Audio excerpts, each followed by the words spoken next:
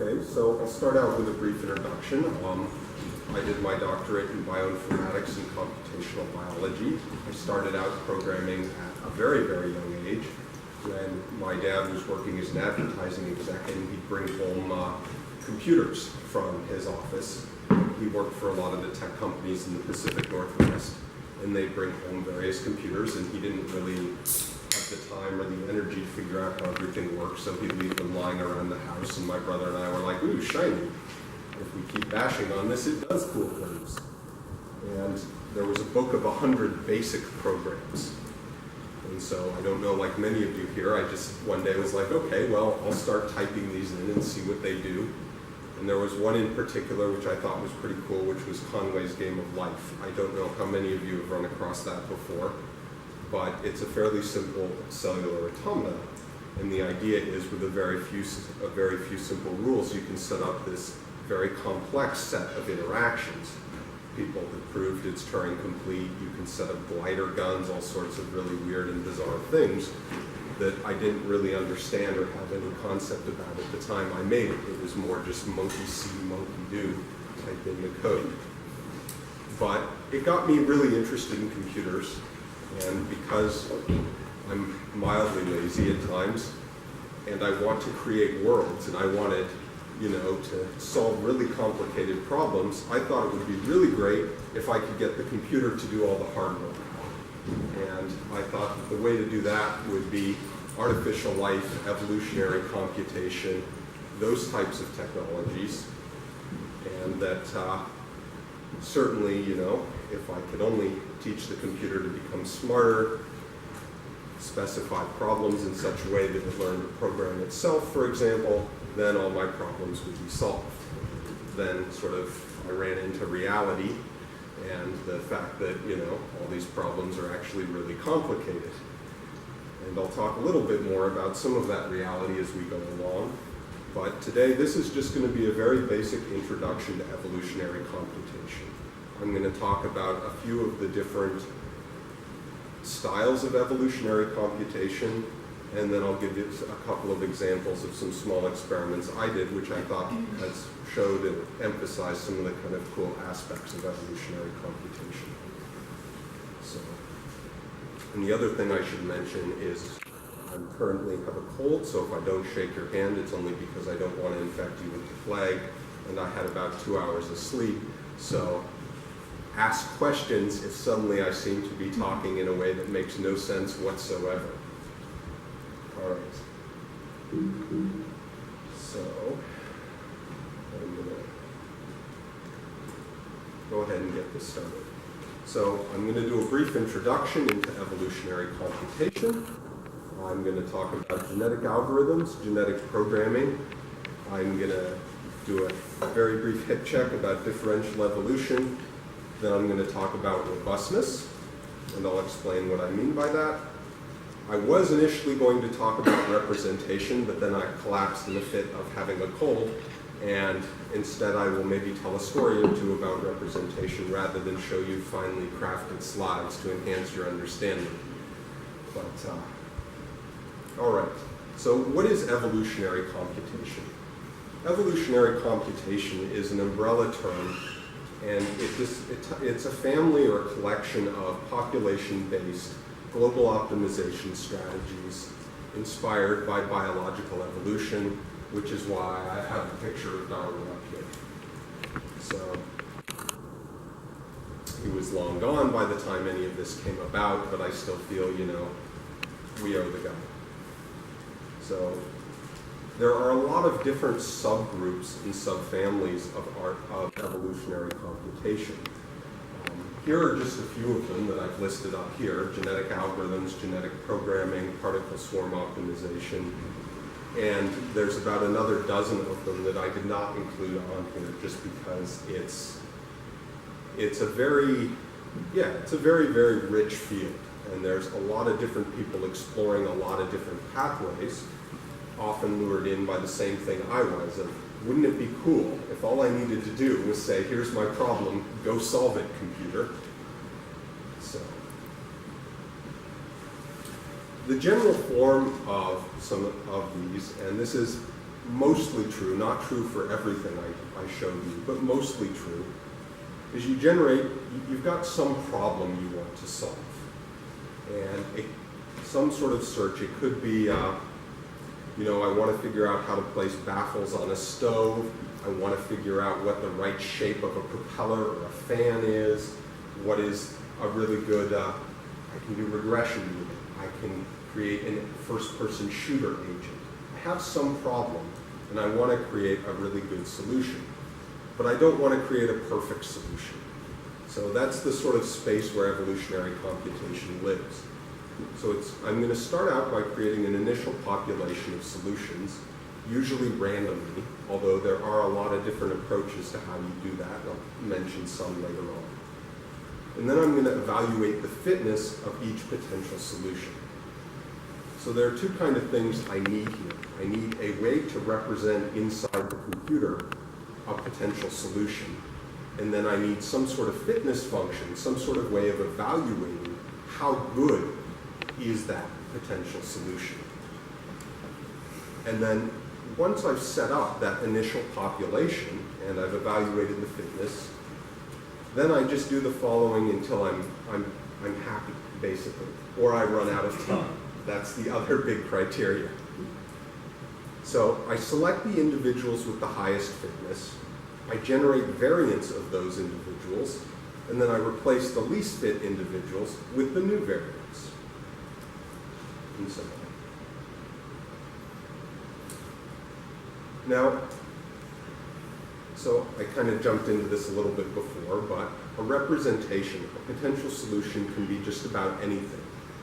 It can be a set of coordinates, a controller for a robot, a computer program, the shape of an antenna, a set of weights for a neural network, or a binary string.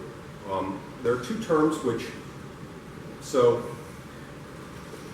I'm also trained as a biologist, so this bothers me a little bit, but evolutionary computation as a field kind of borrows some of the biological terms with kind of a rather loose relationship to the actual biological nature of those terms. In this case, it's a fairly good fit, but it is a metaphor. And you have a genotype. So how the candidate solution is represented, we call that the genotype. So if it's a set of coordinates, for example, my genotype could just be a vector of real numbers. Or my genotype could be a set of bit strings. So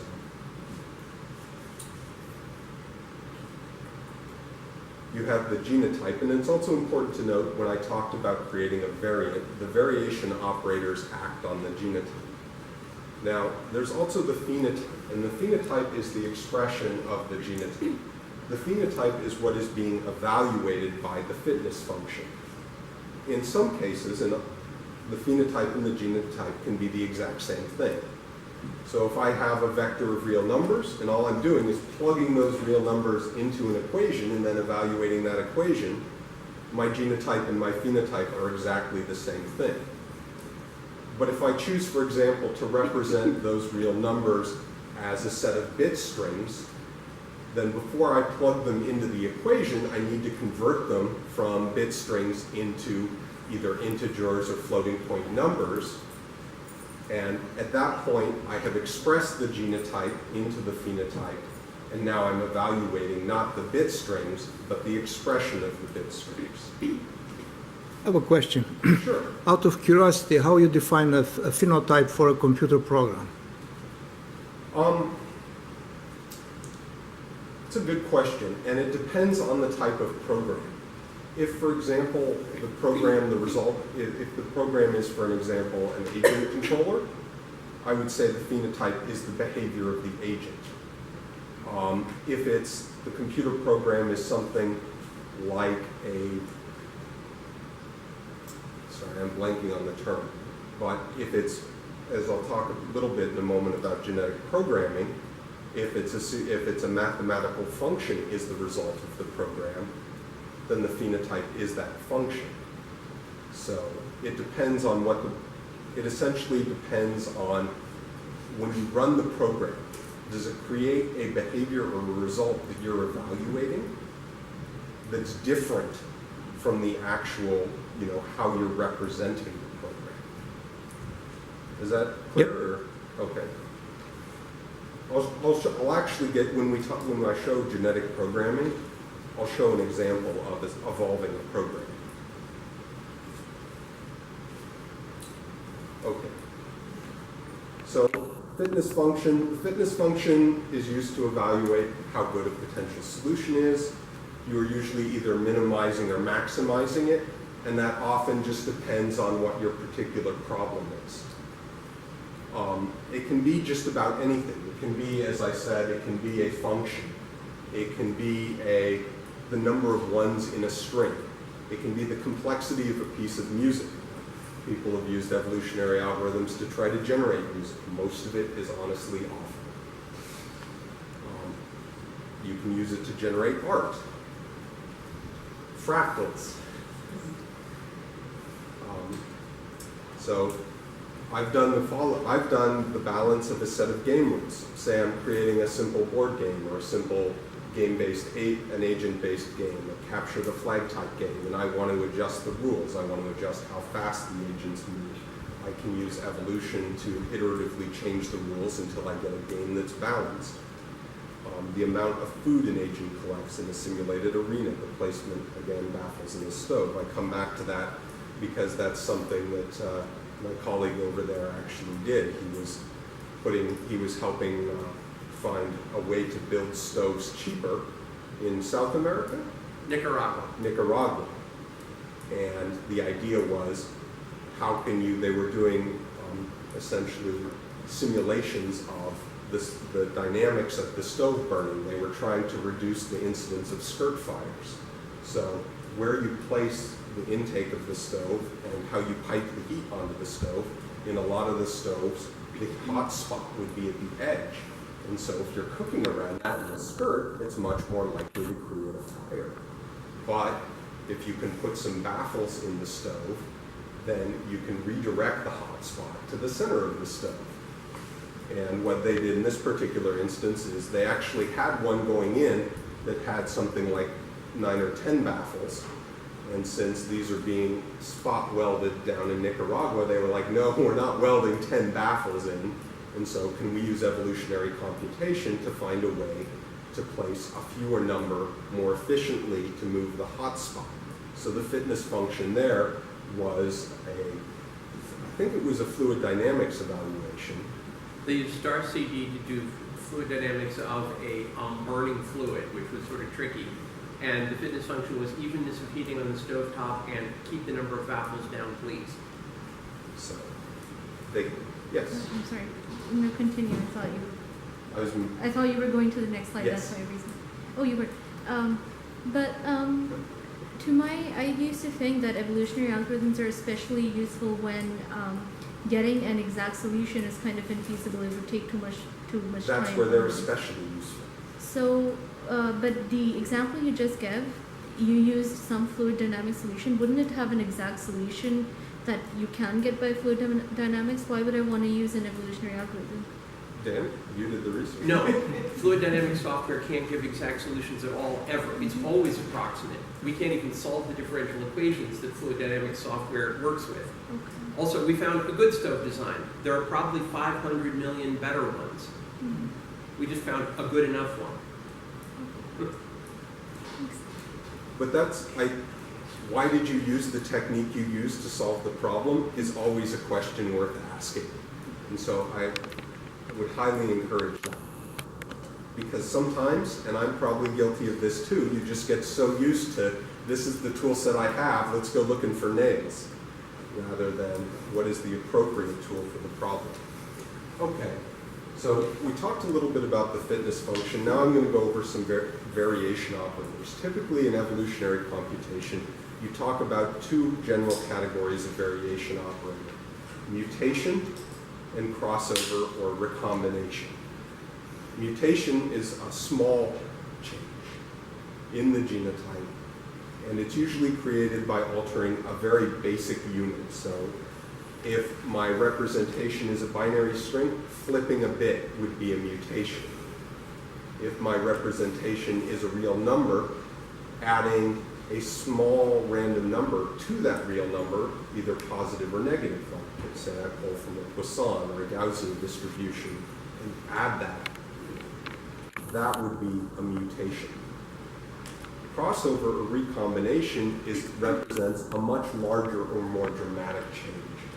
And typically with a crossover operation, you're taking two individual solutions from your population, and you're trying to essentially take well, in theory, ideally, the best of each, but in reality, you're taking a piece of one, stapling it to a piece of the other, and creating one sort of variant, and then you do the same with the other pieces to create another variant. For some types of problems, this works really well. It can get you out of local optima. If you're stuck in a fitness landscape, having the ability to jump a big distance in that fitness space can be really, really useful. Other times, it's just very disruptive and creates a lot of essentially solutions that don't really help or don't evaluate anything meaningful. So, the fitness landscape. So, the fitness function, the representation, and the variation operators all combine together to create a fitness landscape. And this is something, I don't know, the role of those different elements in creating the fitness landscape is sometimes debated in the community. I tend to think that all of them work together. They're all of a piece. If you change how you're doing mutation, you're changing the fitness landscape you're searching. If you change how you're representing it, if I go from a binary string to real numbers, I'm dramatically changing the fitness landscape I'm searching. And those types of changes are the same types of changes you'll see when you're pre-processing your data for a machine learning algorithm, for example. It's that, how can I change my data, how can I change my representation so that I make it easier for the search to happen. Okay, so just a small example.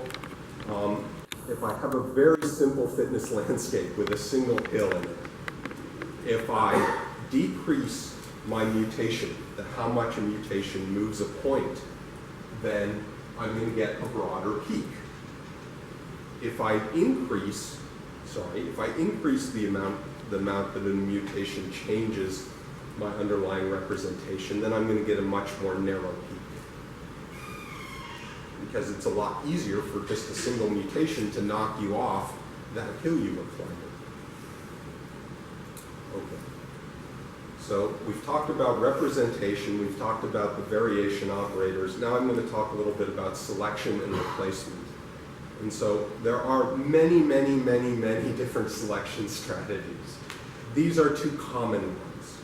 Roulette wheel selection, also called fitness proportionate selection, was one of the first. The idea here is just that every individual gets a number of lottery tickets equal to proportional to their fitness.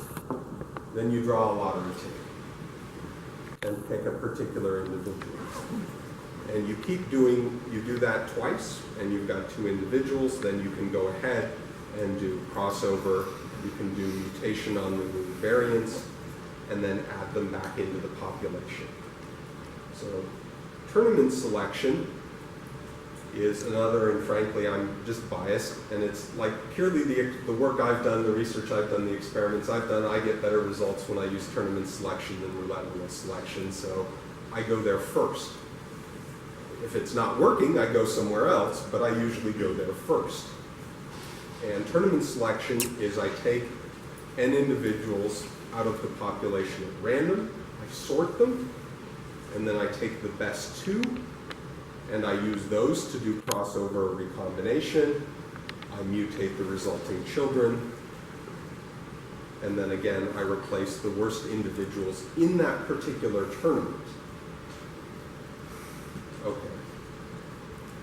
So there are a lot of, depending on how you do this, you can do, for example, you can do what's called a mating event-based approach, where you just, you get your two individuals, you do your fitness you do your variation, you put them in, or you can divide up your entire population, and you can say, you know what, if my tournament size is 4, my population size is 100, I'm going to go ahead and do 25 different tournaments, the 2 best replacing the 2 worst. And in that situation, I'd be turning over half of my population each time. And this is something I'm going to repeat over and over and over in this talk, but sometimes one works better, sometimes another works better. How do you know? The same way you get better at proofs. You just do it a lot.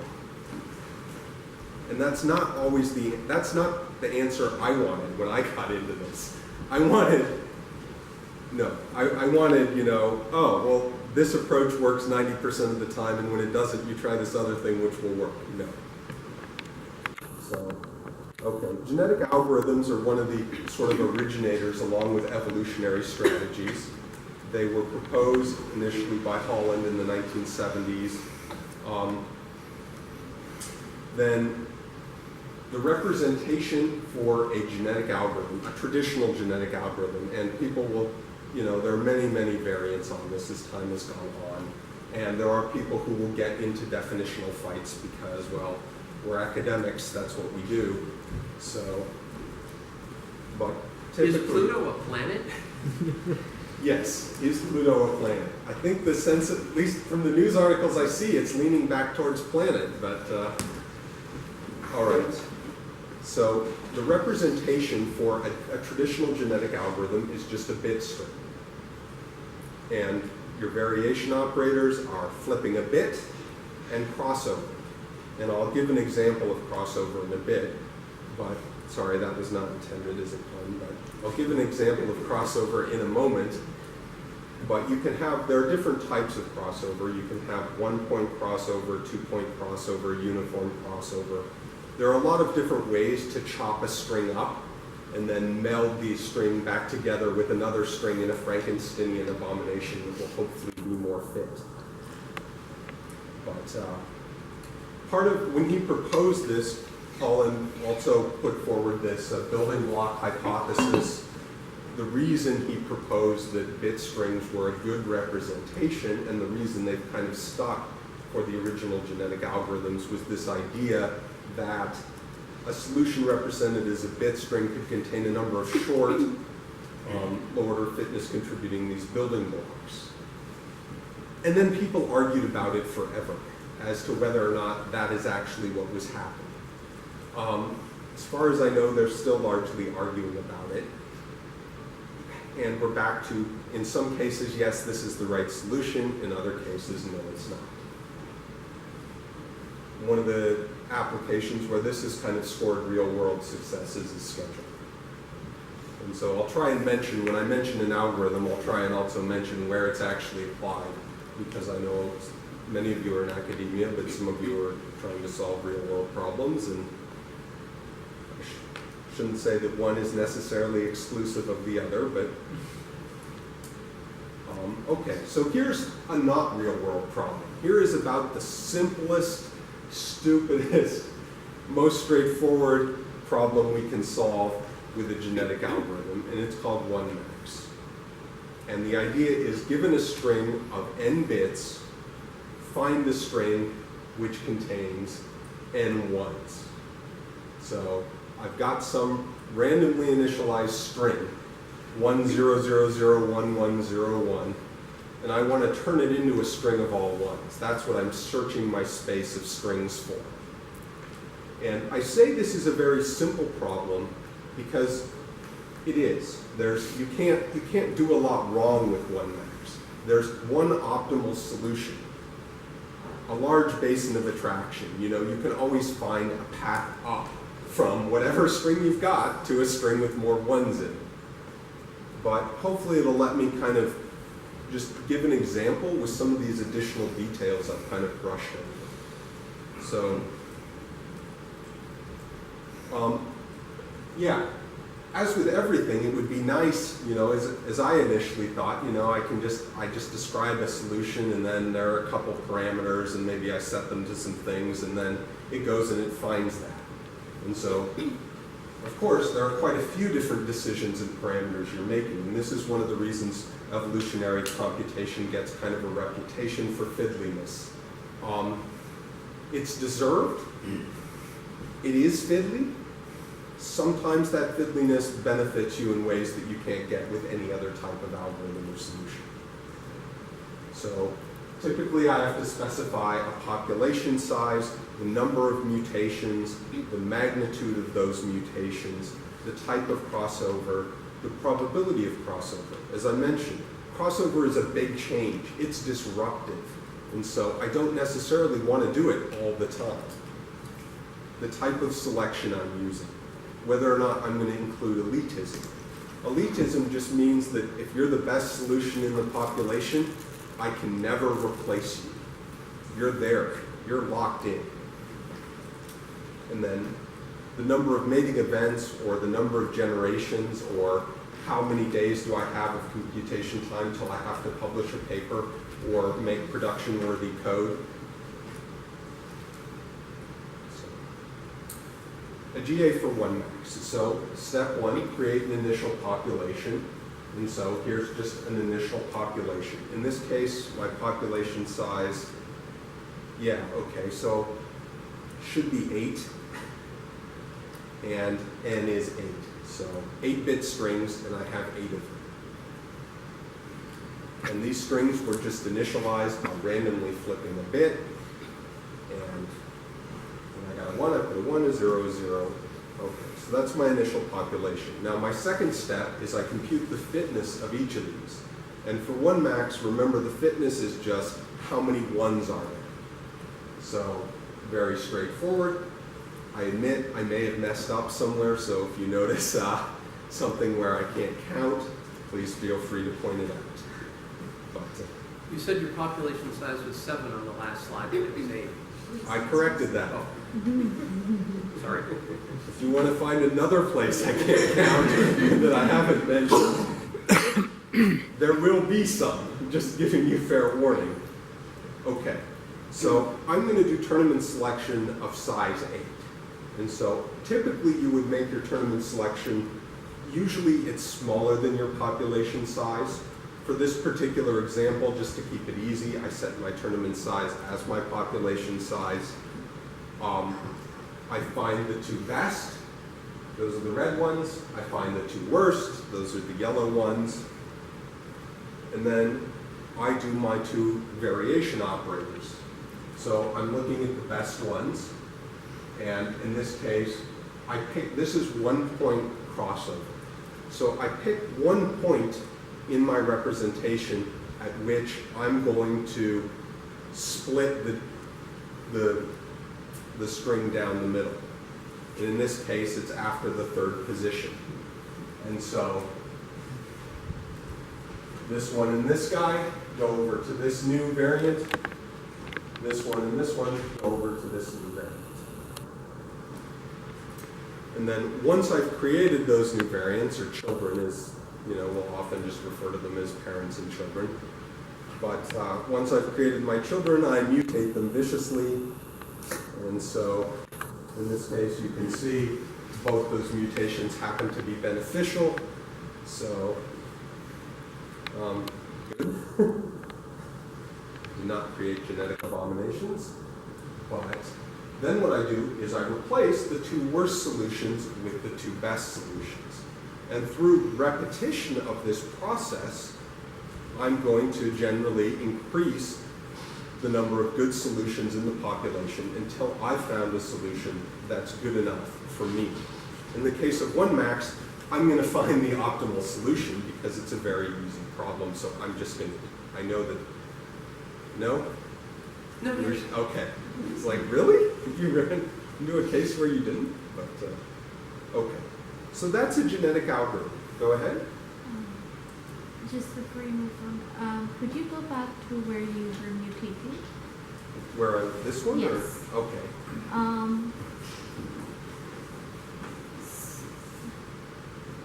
So, in my experience with genetic algorithms, they follow this pattern, but has anyone ever considered, and I haven't read that much about it, but has anyone ever considered, because we know turning a 1 to a 0 is not beneficial, so restricting mutations to a certain set of mutations, or is that just too much overhead? Adding an if-then clause that So- if one, yeah. Okay, that's a really good question, and it actually opens up a whole different discussion. So yes, people have thought about that. Sometimes it's worth it to do, essentially, you could think of it as a kind of do what's smart or do what's possible. And you can embed, just like if you were doing like machine learning or any other type of thing, you want to embed the knowledge that you have as an individual into the problem, right? As much as you can. So here, we know, for example, that, turning a 1 into a 0 is bad. So if we were doing mutation, we might say, flip a bit if it's a 0. But yes, so sometimes that can be a very helpful approach to take, but for exactly the reasons you suggested, it depends on the problem you're solving, it depends on what knowledge you have of that problem, it depends on whether or not it's worth the overhead to check, is this a good solution? And then you're stuck with the problem that a lot of the times you don't know what's going to be beneficial. And that's why we use the evolutionary algorithms, is because we're hoping that it'll stumble its way into something really cool that we never thought of. So I think mutations tend to be random because you want to increase your solution space, right? Which you haven't thought of before. If you were to restrict yourself by known rules already, then your solution space is restricted as well. So if you restrict all your mutations to abide by rules, then you'll never go to a certain part of the graph that you could have gone to random mutation. Yes, sometimes there are parts of the graph that you never want to go to. Fair enough. But yeah, it's situational. So the idea is to kind of balance, like with all of this stuff, right? You want to balance exploration and trying things, even if they may be dead ends, with exploitation, sort of going in a direction is good. So, but yeah, no, that's a good question, and thank you for asking. All right. So I'm going to get briefer with each of these new methods I described. But genetic programming was another one that arose fairly early on. And the idea here was that you would represent, and this gets back to the computer programming question, you would represent your solution as a computer program. So I want the computer to program itself. This was something I was keen on. The representation for the original genetic programming was basically, let's have a tree, and let's encode in that tree operators and terminals. And so much the way a lot of the languages would have, your computer language will have nowadays, a very complicated tree sitting behind the compiler. But this was a very simple tree consisting largely of, for example, one of the applications is symbolic regression. So you have, as your operators, things like addition, division, multiplication, basic mathematical unary and binary operators.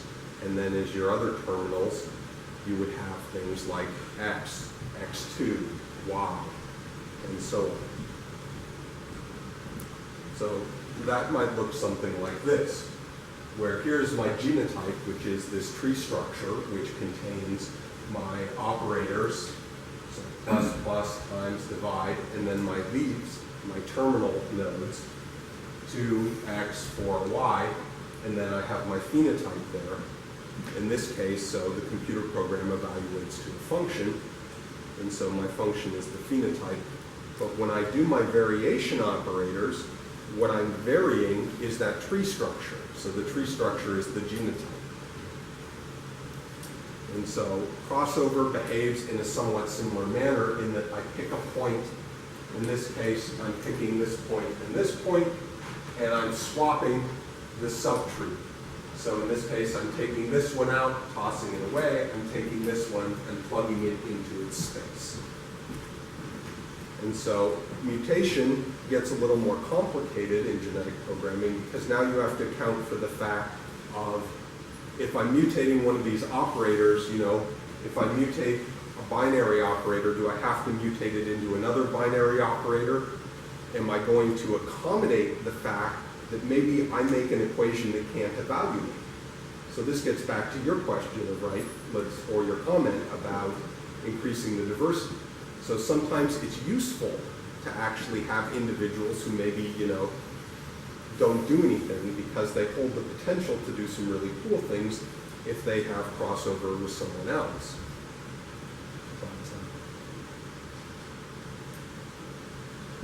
All right, and so some of the challenges with genetic programming are, how do you validate that what you're doing is, and this is where some of the overhead starts to get more complicated, is how do you make sure, for example, can I come up with a crossover operator that makes sure every time I take a chunk of one computer program and I plug it into another computer program that it's not immediately going to blow up, that it's going to do something useful.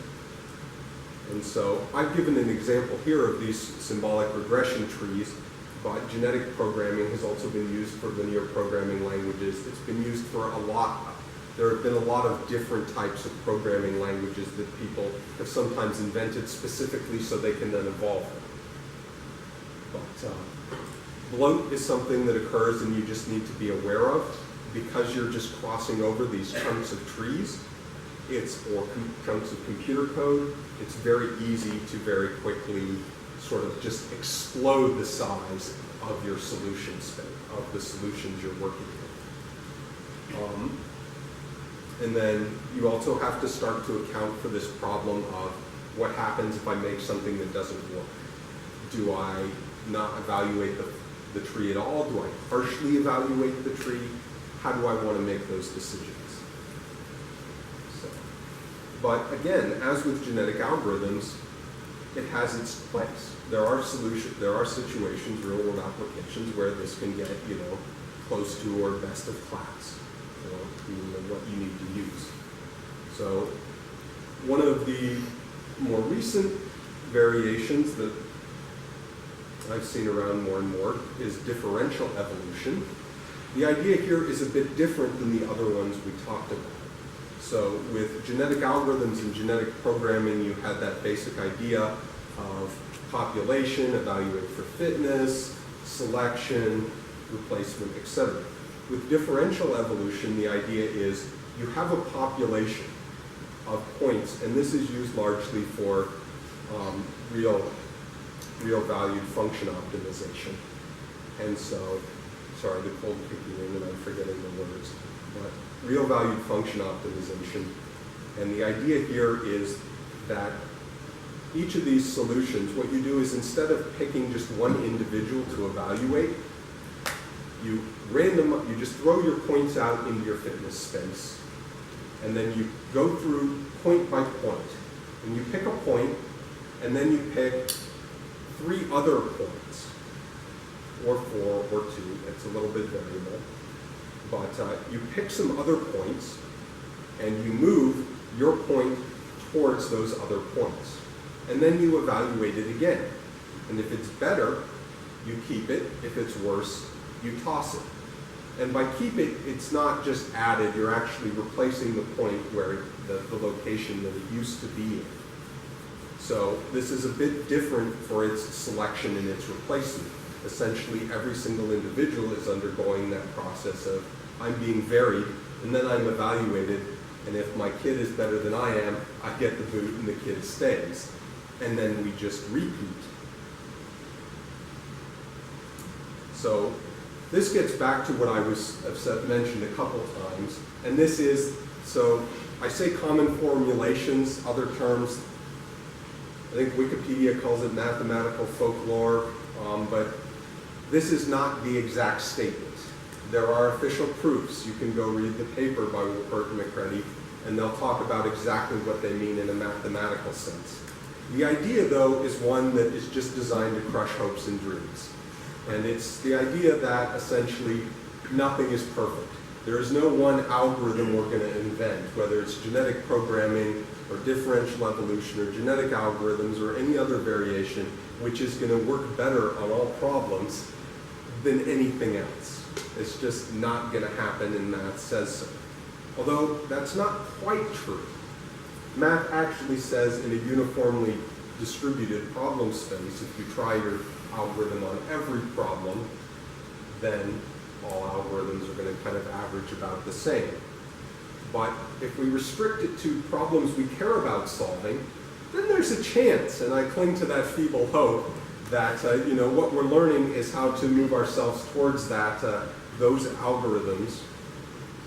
So someone must have thought about using evolutionary programming to solve this problem of picking an evolutionary algorithm.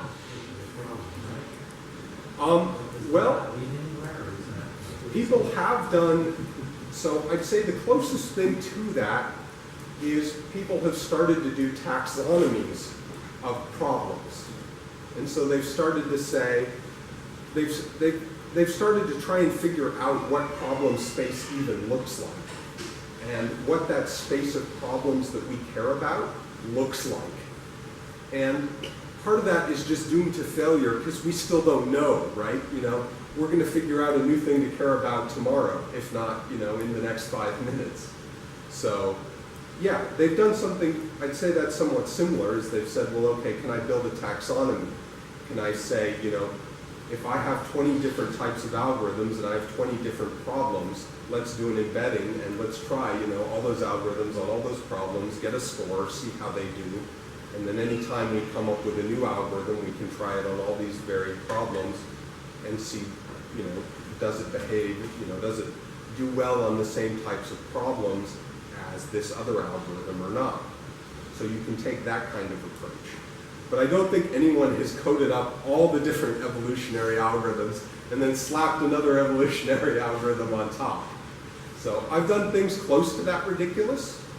There's something called co-evolutionary algorithms where what you try to do is you essentially have you have the solutions compete against one another, and you get your fitness based on how many individuals you can essentially outperform in some sort of competitive task. And that runs into what you're trying there is you're hoping for the arms race. You're hoping for war as the mother of invention. Oftentimes you get rock, paper, scissors. So I think this one sounds more diabolical than it actually is. Because a lot of times you apply specialized knowledge to your problem. As soon as you do that back-connect goes away, then it can Yes. change things. Another thing that happens, and this happens way too often, is the co-evolving system gets interested in a completely obscure part of the problem space and gets into a huge fight about whether Pluto's a planet and gives you nothing useful. That's called disengagement.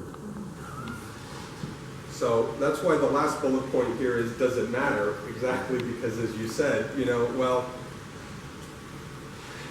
ultimately at the end of the day, at least for me, I want to solve problems. So there's a really interesting theoretical, philosophical discussion to have here, but let's solve some problems. Okay, so I'm running out of time, so I just want to hit the highlights on a couple other things. You don't have to randomly initialize the initial population. There are some smarter ways to do it. I'm going to leave it at that. You can explore the idea of multiple populations. So Darwin was like, look at all these cool finches in the Galapagos. And he noticed that, because they lived on different islands, different food scarcity, different resources, they developed different beak sizes. And mostly he was like, cool, look at these finches, evolution. But you can do some cool things by segregating your population into multiple populations. You can also place the population on top of a network graph and then say, you can only compete or interact with people who are your neighbors on this graph. That's a thing where what graph you use also entirely depends on the problem. If you pick the right graph for the right problem, you can see an order of magnitude improvement. How do you know what the right graph is? Yes, voodoo. So one of the last things I'm going to talk about fairly briefly, just to let you guys have some more pizza refreshment, chatting, get on to the next talk, is this idea of robustness. So one of the things that's kind of the folklore about evolutionary algorithms is that they produce solutions that are more robust than solutions produced by other types of algorithms, other types of search and optimization algorithms. And so I was curious about that for a number of years. And I like the idea that there's some kind of bonus you get for using an evolutionary algorithm. That there's some hidden benefit that, you know, you don't have to necessarily pay attention to. It just comes out better because it's an evolutionary algorithm. A little bit of my remaining childhood idealism that this will solve all problems. So what I did was in this case, what we've got is a couple of different very simple fitness landscapes here. And I chopped the top off all of them to create these plateaus on top of them. And then I used different types of strategies to find the optimal solution. And when I found those solutions, I let them run for a while. All the different algorithms run a little past finding a solution. And then I said, well, okay, now that I found these solutions, and I've let it run a little bit past finding a solution, are the solutions that these different approaches finding more or less robust? Robust in this case being if I hit you with a mutation, you fall off the plateau. And long story short, some types, but not all types of evolutionary algorithms make a very dramatic difference, and they find solutions that are robust. And so, of course, like any good scientist, I was like, well, can I create a different problem and see if that still holds in a very different type of problem space? And so this is a simple problem called the self-avoiding walk problem, which is, can I come up with a string that walks through each of these cells in this grid without ever running into itself? And now, an optimal solution to that has really no room for robustness. There's a little bit of room, but not a lot. And so I gave it a couple of extra characters to play with. So you have a couple of extra, you don't just have the exact optimal number of steps needed. You have a few extra steps that you can use to play with and put wherever. And again, you find that evolution, it varies from problem size to problem size, but for the most part, evolution will create significantly more robust solutions. And there are a couple of other problems we tried this on. There's a limit to how robust it can get, but if you keep running it past longer and longer, it'll find more and more robust solutions. And what it's essentially doing is there's this side effect of evolutionary computation, which is it's not just that I want to be a good solution. It's that if I run long enough, I want my kids, and I'm using words like want, which are not the right words, because there's no desire, there's no intellect or consciousness here. But as a product of the selection process, you're rewarded with your genes staying in the population longer if your kids don't get knocked off the plateau. So there's a tendency to try and move towards the center of whatever plateau or neutral network is there. Now, this is something that if you're doing a manufacturing process, for example, you might be able to take advantage of and say, when I'm searching for the right kind of solution, I can take into account, I can make my mutation operators behave in a way similar to, I know the way these machines will behave a little. Maybe they'll slip a little in certain ways. Maybe certain tolerances won't always get respected. If I can design my mutation operators to mimic those, then not only will I find a solution, I can find a solution that's resistant to those particular types of faults. So just to understand this correctly, the notion of chopping up the tops was to give yourself a little more freedom to find what you define. Yes, it was to create a neutral network. It was to create a space where you could have robustness, because just in the... So does that bias your... I don't think so. I mean, if there's a fitness landscape, so I didn't show this here, but I did actually chop it at different points. Okay. So that was part of the study. But I had to chop it at some point, because if there's no potential for robustness, then it doesn't matter what type of algorithm you're using, you're not going to find a robust solution. But there's a lot of really interesting stuff there with that idea of just what happens when I run into a neutral network. Usually it's not at the solution that you want to stay at. Sometimes it's just, bam, you run into a local optima with a large neutral network. How do you explore that? How do you get out of that? How do you avoid just getting stuck in that local optima? And there are a lot of people who are exploring that and trying to figure out, again, that balance, exploration, exploitation.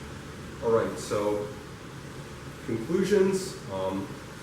Very quickly, sometimes evolutionary computation is the right solution to your problem, not always. And I'm going to leave it there because I'm already 5 minutes over. So.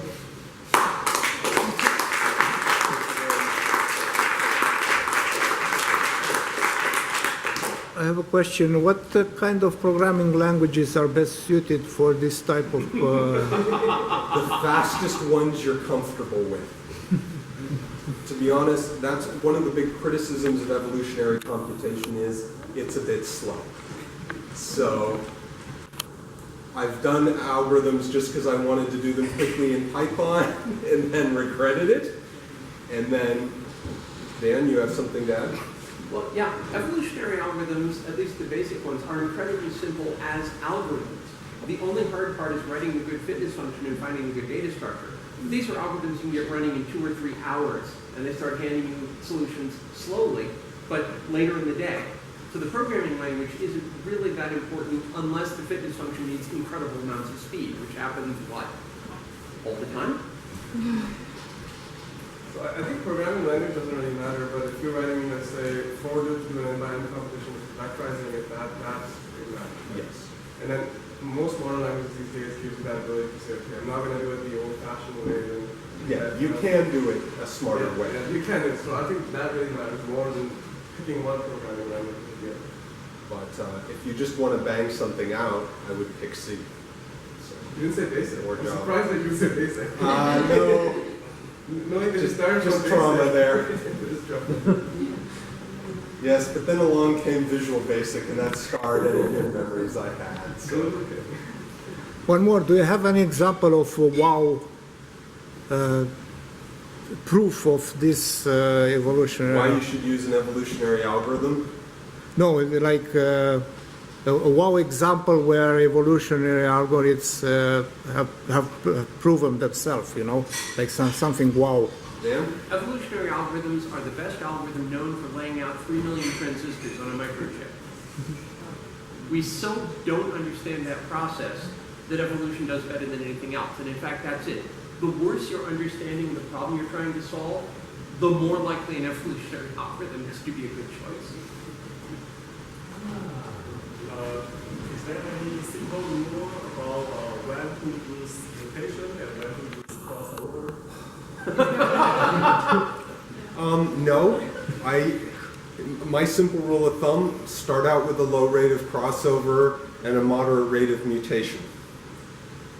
But then it's going to depend on how you chose your representation, how you chose your fitness function, what problem you're trying to solve. Yeah. So will that just elongate the journey? Because your fitness function is not changing, right? So if your rates of mutation versus crossover are different, like does it just mean that you're going to get to that point a little bit later on, a little bit earlier? Not necessarily. Not necessarily, right? No. Yeah. You could be changing the Because connectivity. there's this randomness in there, right? The other thing is changing fitness function is often a really good idea because things that are useless local optimum of one fitness function might not be useless local optimum of the other. Yeah. So if you switch back and forth between 2 of them, you can tunnel past obstacles. But this, You also often end up just changing your fitness function because you realize the first time the computer did exactly what you asked for and you asked it for the wrong thing. So one of the this type of algorithm will often get you a solution that you just never expected, especially when you're doing like these agent controllers or something like that. And you're like, yeah, you solved the problem I asked you to solve. That really wasn't the problem I wanted to solve. And this happens all the time. Are there any software toolkits that you recommend or suggest as a good place to get started? I actually don't know. I think the group might have a better. Sean Luke has a Java toolkit for doing evolutionary computation that isn't bad. If you search on Sean Luke and Java evolution toolkit, you'll find something. I just remember when I was in grad school, a number of my friends tried to build these toolkits with limited to mixed success. So I'm glad there's something that's a bit more helpful out That's there the now. danger of a toolkit. As soon as you adopt a toolkit, you've just said which representations you are and aren't going to use, because it's very hard to be able to come up with new data structures in somebody else's toolkit.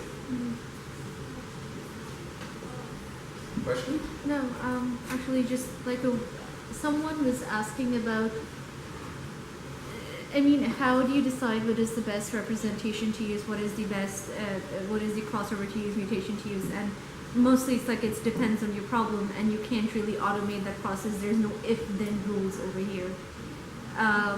But I'd like to offer a word of encouragement to those people, because recently at our school we had a group of researchers from Stanford come over who have developed a system so that given some performance requirements and some task and some configuration that you have available, they will tell you what are the best data structures and algorithms to use for that purpose without actually running it on that configuration.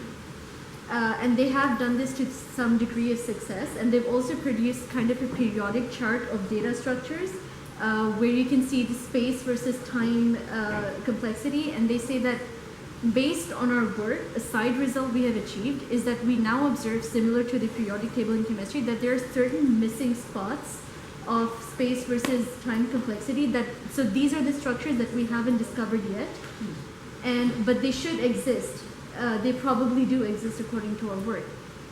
Something of the sort. So there are people working on automatically deducing what data structures you should be using. Maybe there will be work on people automatically deducing what tools, what choices you should be making for evolutionary algorithms. I will say that people have tried again to get that shortcut occasionally with evolutionary algorithms, where you try to encode, for example, the mutation rate or the crossover rate in the representation itself. Often that's proved problematic. But we try. We keep trying.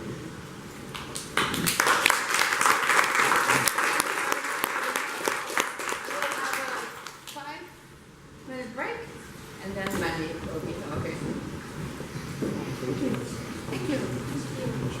How are you feeling? All right, now I can go collapse. But I want to see the next